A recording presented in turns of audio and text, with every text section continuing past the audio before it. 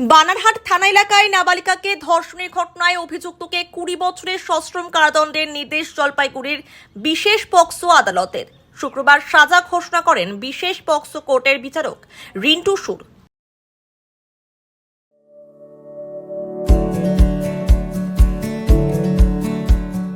Pampered, not just a hospital, but a mother.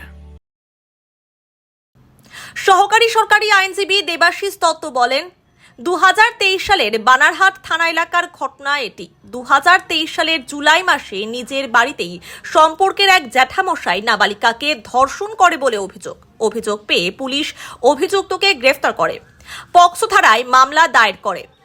এই মামলায় মোট 7 জনের সাক্ষ্য গ্রহণ করা হয়। সওয়াল জবাব শুনে অভিযুক্তকে দোষী সাব্যস্ত করে 20 বছরের কারাদণ্ড, আসামিকে 50,000 টাকা জরিমানা ও অনাদায় আরও 2 মাসের কারাদণ্ডের নির্দেশ দেওয়া হয়েছে।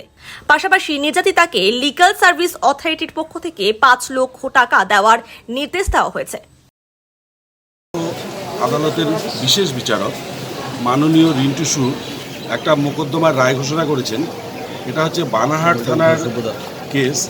এটা হচ্ছে Banarhat PS case number 181/2023, dated 10/7/2023। এটা ঘটনাটি ঘটেছিল 9/7/2023 তারিখে। এই ক্ষেত্রে দেখা যাচ্ছে যে যিনি অভিযুক্ত আসামি তিনি সম্পর্কে এই ভিকটিম গার্লের জেঠু হন।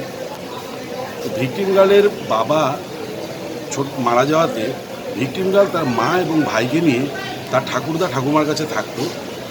তো সেই ঘটনার দিন ঠাকুরদা এবং ঠাকুমা দুজনই তাদের মেয়ের বাড়িতে বেড়াতে গিয়েছিল এবং এই ভিকটিম গার্লের মা কাজে গিয়েছিল।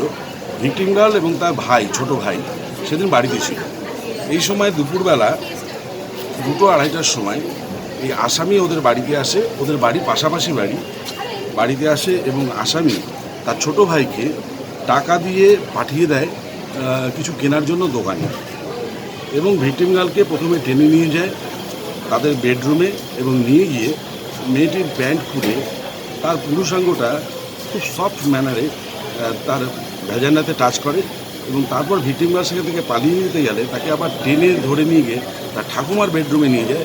দরজা ভেতর থেকে বন্ধ করে দিয়ে তাকে বিছানায় ফেলে তাকে উলঙ্গ করে এবং নিজেও উলঙ্গ হয় এবং তারপর তাকে সেক্সুয়ালি তার সঙ্গে ইন্টারকোর্স করে। এবং তারপর মেয়েটি এই ঘটনা ঘটে যাওয়ার পরে মেয়েটি প্রচণ্ড কান্নাকাটি করতে থাকে। তার মা বিকেলবেলা কাজ থেকে ফিরে আসলে মাকে সমস্ত ঘটনাটা সে খুলে বলে এবং তার মা পাড়া প্রতিবেশীদেরকে জানায় এবং পাড়া প্রতিবেশীরা এই আসামির বাড়িতে ছুটে যায়, কিন্তু আসামি সেখান থেকে পালিয়ে যায়। ঘটনার পরের দিন ওর মা বানারহাট থানাতে অভিযোগ দায়ের করেন এবং পুলিশ এই কেসে তদন্ত করতে গিয়ে আসামিকে অ্যারেস্ট করে, মেয়েটিকে মেডিকেল পরীক্ষার জন্য পাঠায়, তাকে গোপন জবানবন্দি করার জন্য তাকে মহামান্য আদালতে প্রেরণ করা হয় এবং পুলিশ চার্জশিট দাখিল করে। পক্সো 6 ধারায় চার্জশিট দাখিল হওয়ার পরে এই আসামির বিরুদ্ধে পক্সো 6 ধারায় চার্জ গঠন হয়, কারণ ভিকটিম গার্লের বয়স তখন ছিল 11 বছর। তারপর এই কেসে সরকার পক্ষ থেকে টোটাল 7 জন সাক্ষী তাদের সাক্ষ্য প্রদান করে এবং এখানে ভিকটিম গার্ল, তার মা এবং ডাক্তার এবং অন্যান্য সাক্ষীদের সাক্ষ্য গ্রহণ করবার পরে উভয় পক্ষের সওয়াল জবাব হওয়ার পরে মহামান্য আদালত আজকে এই আসামিকে 20 বছরের সশ্রম কারাদণ্ড, 50,000 টাকা জরিমানা, অনাদায় আরও 2 মাসের কারাদণ্ড এবং ভিকটিমকে 5 লক্ষ টাকা দেওয়ার জন্য ডিস্ট্রিক্ট লিগ্যাল সার্ভিস অথরিটিকে অর্ডার করেছে। আসামির বয়স এখন 60+।